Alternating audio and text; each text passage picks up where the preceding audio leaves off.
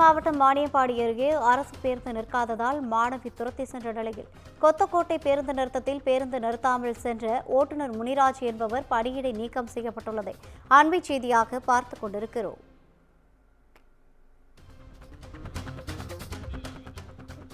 இது குறித்தான கூடுதல் விவரங்களை வழங்குவதற்காக நமது செய்தியாளர் அரவிந்தன் இணைப்பில் இருக்கிறார். வணக்கம் அரவிந்தன், கூடுதல் விவரங்கள். வணக்கம் ரவீனா.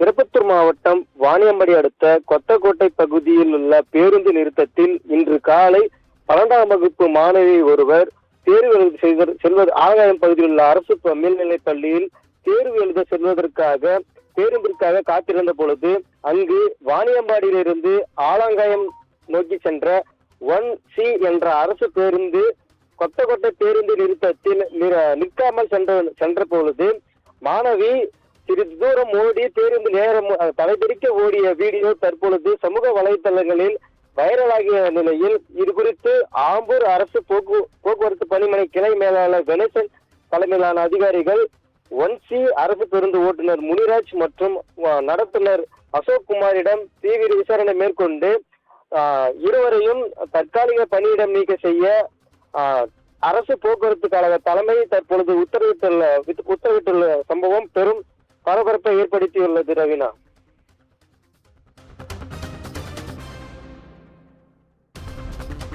கூடுதல் விவரங்களை வழங்கியமைக்காக நன்றி அரவிந்தன்.